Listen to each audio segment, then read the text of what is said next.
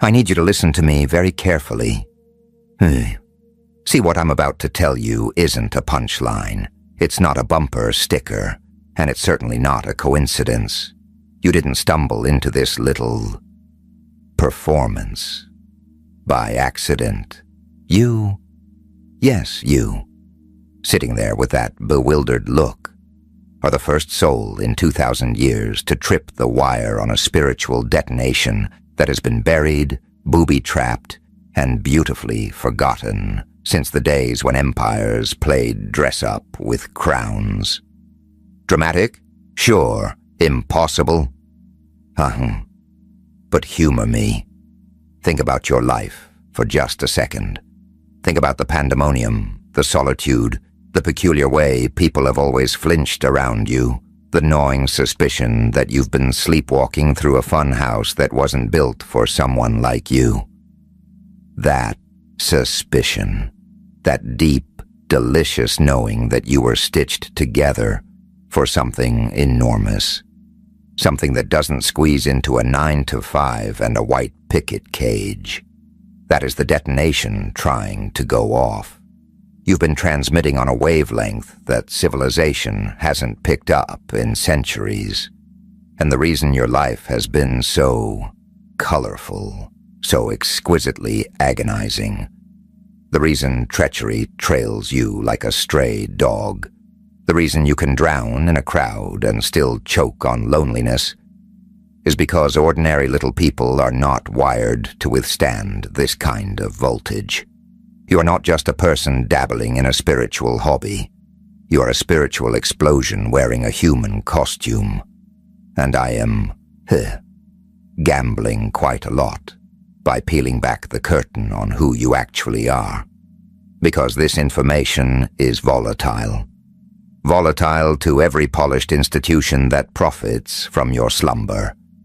Let me wind the clock backward. Think about your childhood.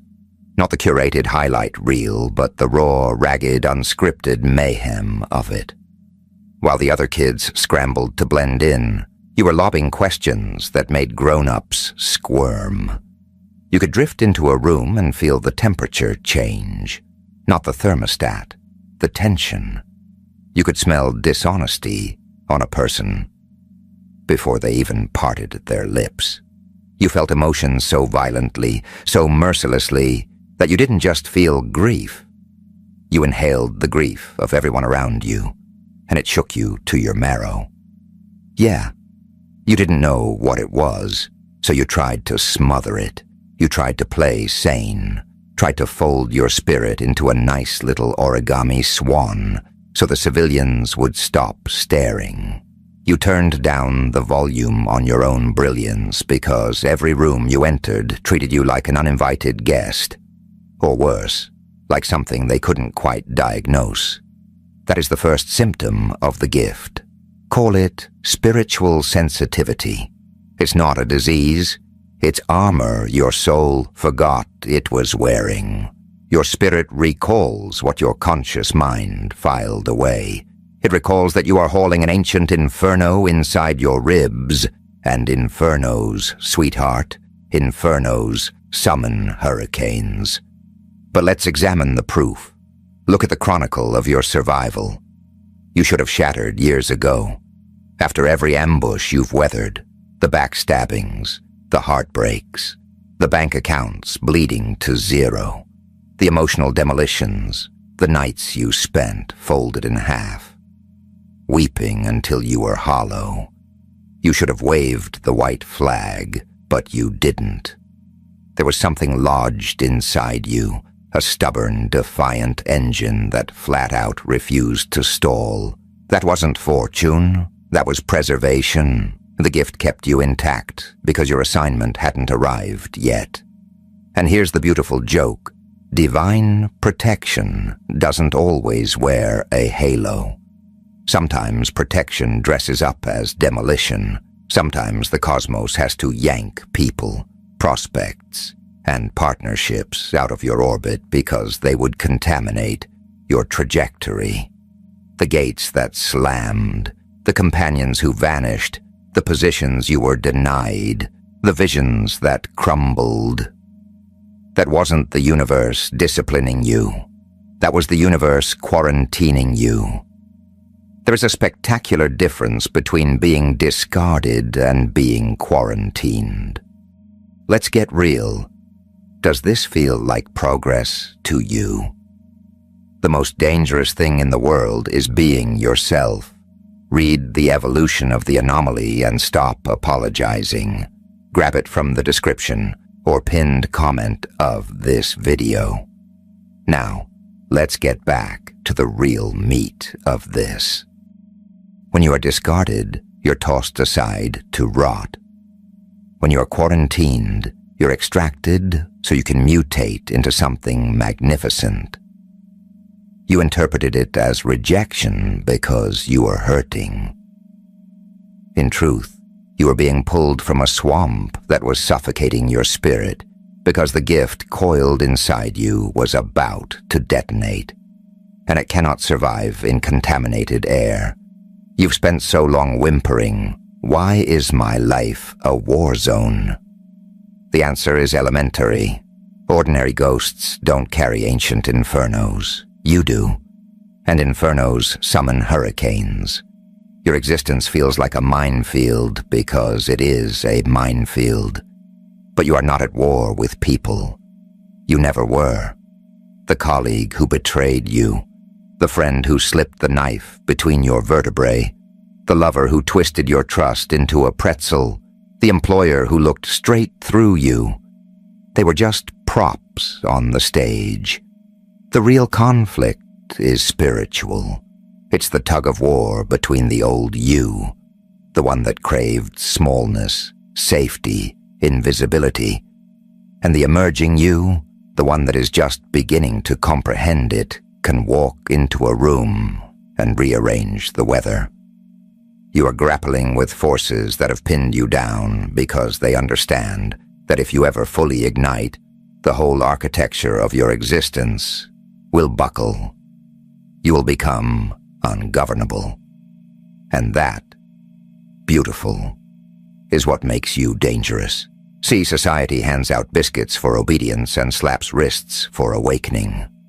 A woken soul cannot be steered with terror, and terror is the scaffolding holding up nearly every crumbling institution on this spinning rock.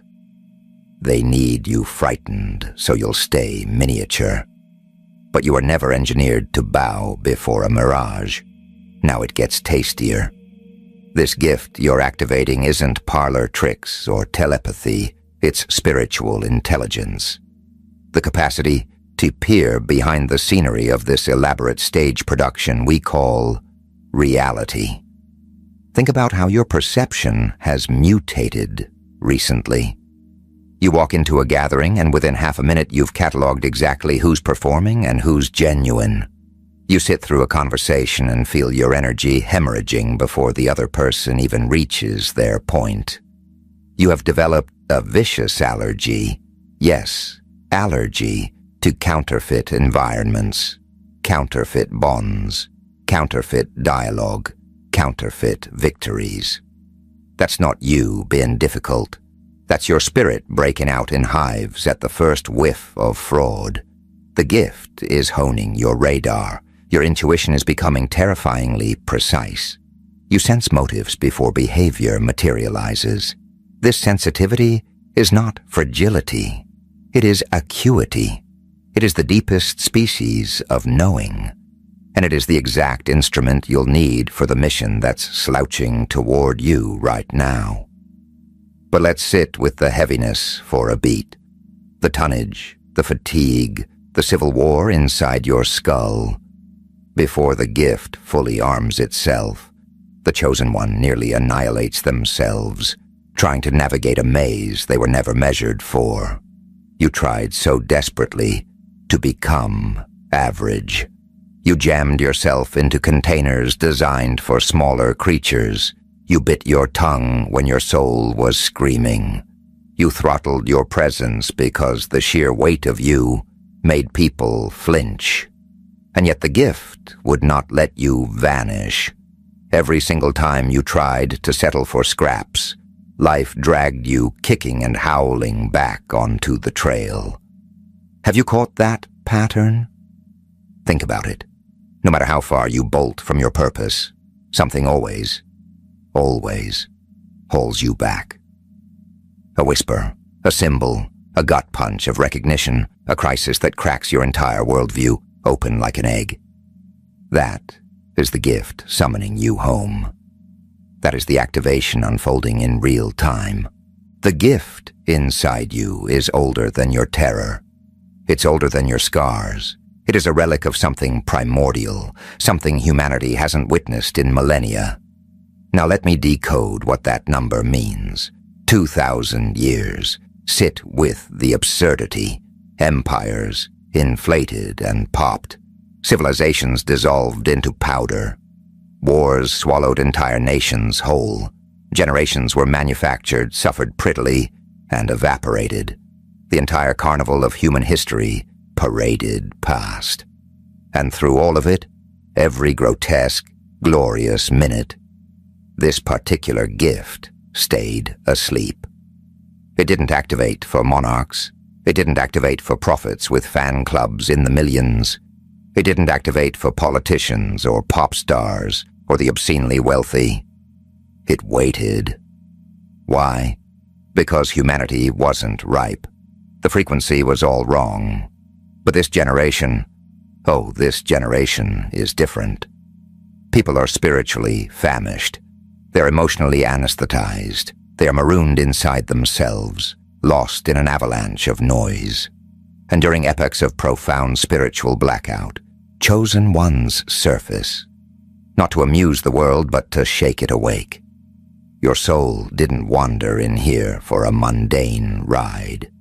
You arrived carrying ancestral memory, that hunch you've nursed your entire life, that you were assembled for something colossal, that you're merely passing through this dimension on your way somewhere wilder. That hunch is legitimate.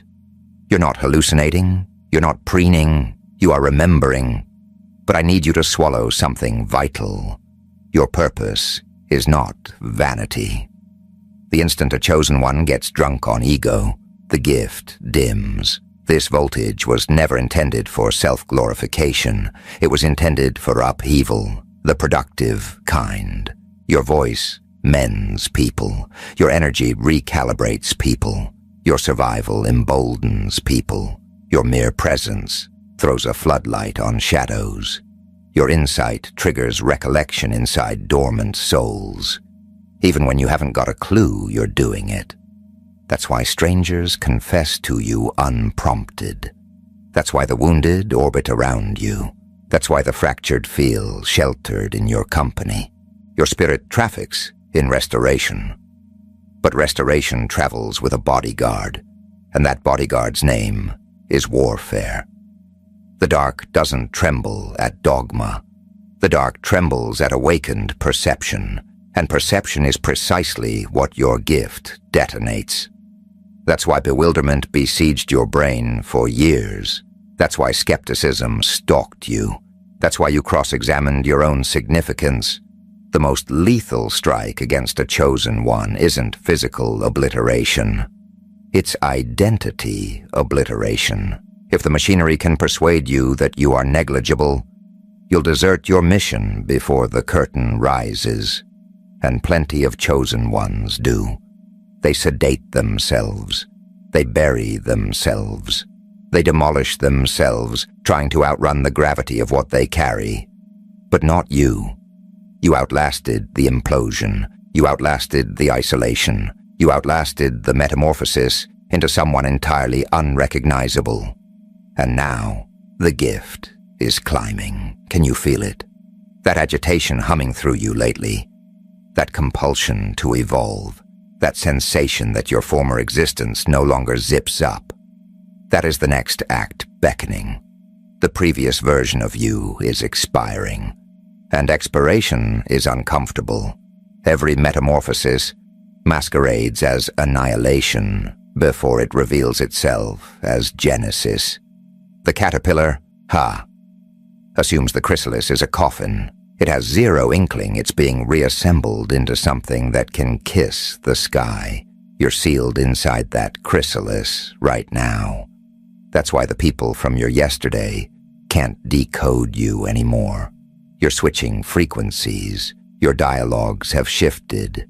Your appetites have shifted. Your patience has shifted. You no longer hunger for hollow applause. You hunger for resonance. And resonance horrifies anyone still clinging to the scenery, because once a chosen one locks into authentic purpose, their potency compounds at a frightening rate. That's when the inexplicable starts materializing. That's when doors swing open without a knock. That's when celestial timing hits the accelerator. You quit pursuing and start magnetizing.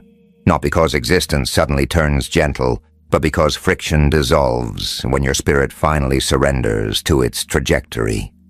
For years, your soul grasped what your mind was too skittish to concede. You were manufactured differently, not above, just apart. There's a distinction. Genuine chosen ones don't strut with superiority. They stride with accountability because they comprehend that their suffering was never pointless. Every laceration became discernment. Every gash became foresight. Every deficit became spiritual gravity. Agony sculpted you into someone equipped to ferry illumination through pitch-black corridors. Most people crack when life interrogates them. You solidified. That is the testimony. Do not dismiss your survival resume. The fact that you remain vertical after everything you've absorbed is otherworldly. Some of you digesting this should not even be drawing breath right now. Yet here you sit, respiring, observing, awakening, because your narrative is not concluded. In fact, the opening credits just rolled. The upcoming chapter of your life will demand valor your former self couldn't spell. You will need to evacuate environments that suffocate your spirit. You will need to disappoint people who profited from your docility. You will need to shed the counterfeit persona you assembled purely for camouflage. And yes, certain people will brand you selfish for evolving. Let them. Every moth looks reckless to grubs who've never seen a flame. You cannot remain miniature simply because others panic at your expansion. The world needs activated souls now more urgently than ever. Not showmen, not puppeteers, not hollow figureheads addicted to applause. Real souls, ignited souls, souls who shoulder truth even when truth is inconvenient. That is your function. And somewhere beneath all the noise, you have always recognized it. That pulse in your chest right now. That is remembrance. Your spirit remembers what your mortal processor forgot. You didn't land here by fluke. You were deployed here by design. Every collision shaped you. Every hardship drilled you. Every letdown rerouted you. Nothing went to waste. The suffering that nearly demolished you became the very lever prying your gift open. That's the riddle of chosen ones. Their collapse becomes their coronation. The world, oh, the world saw you flailing. But on the spiritual frequency, you were being forged. And now your energy is becoming impossible to tune out. People register the shift.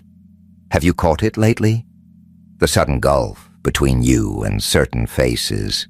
The peculiar magnetism from strangers. The sharpening intuition. The fever dreams, the instinct to barricade your energy, the craving for quiet. These are symptoms of activation. Your spirit is recalibrating its instruments. The obsolete signals cannot follow where you're heading. And where are you heading? Into purpose, into resonance, into authority. Not hollow authority propped up by intimidation, but authentic authority.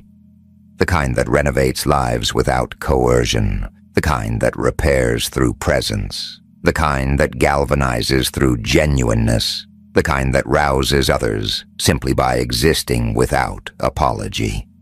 That is the scarcest currency on this planet, and for 2,000 years, humanity waited for someone sturdy enough to mint it again. You. But listen closely. The awakening sequence isn't sealed yet. There will still be skirmishes. There will still be episodes of suspicion, stretches of depletion, intervals where the world presses down like wet concrete. Do not misread temporary shadow for defeat. Even lighthouses perform best in storms. Your mission doesn't demand flawlessness. It demands nerve. The nerve to keep marching through dread. The nerve to stay unmasked in a civilization hooked on disguises. The nerve to trust your spirit when reason throws up its hands. Certain truths are felt long before they're decoded. And your soul has been feeling this fate since your very first heartbeat. You were never delusional for sensing it. You were waking up. That interior voice insisting you not capitulate. That gravitational pull towards something grander. That refusal to exist like everyone else. That was the gift calling you home. Most people gag that voice permanently. You didn't. That's why this moment crackles with significance. This isn't spectacle. This is identification. The cosmos is stamping what your spirit already filed. You are stepping into the epoch you were stitched together for. Everything preceding this was rehearsal. Now the real performance ignites. The dread that governed you is dissolving. The fog is burning off. The concealed musculature is surfacing, and once a chosen one fully recollects who they are, existence itself begins answering them differently. Openings converge. Pretenders reveal themselves. Shelter thickens. Instinct intensifies. Purpose gains velocity. Not because life turns into a magic show overnight, but because resonance generates momentum. And momentum rewrites the whole script. Do not drift back to sleep now. Do not betray your awakening just to win a smile from people committed to their comas. You have already wandered too far down this corridor to turn around. Guard your energy. Guard your attention. Guard your spirit. Not every soul has earned a backstage pass to yours. Tattoo that somewhere useful. Some people are drawn to your glow, but devoted to misreading you. Release them. A chosen one cannot smuggle everyone into the next act. Some souls are errands. Some are exams. Some are diversions. Discernment will rescue your destiny, and destiny is no longer elective for you. The gift has gone live. The previous chapter is closing. The fresh corridor is swinging wide. Can you feel it? That blaze behind your sternum, that inexplicable certainty, that formidable hush expanding inside you. That is your spirit assuming command, not command over people, command over dread. That is genuine power. For centuries, humanity ransacked the outside world for rescue, while ignoring the divine voltage entombed within consciousness itself. But your awakening disrupts that pattern, because your very existence nudges people toward what they misplaced. That they are more than endurance, more than wounds, more than ceilings, more than dread. Your life becomes Exhibit A, that shadow doesn't hold the lease forever. And that bulletin alone can remake generations. That is why your chronicle matters. Not because you're polished, but because you survived becoming who you genuinely are. Survival is sacred when reinvention costs you everything. So stand tall now. Not with vanity, but with remembrance. Remember the nights you wept in solitude and still drew breath the next morning. Remember the betrayals that tutored you in discernment. Remember the disasters that bent your trajectory toward something better.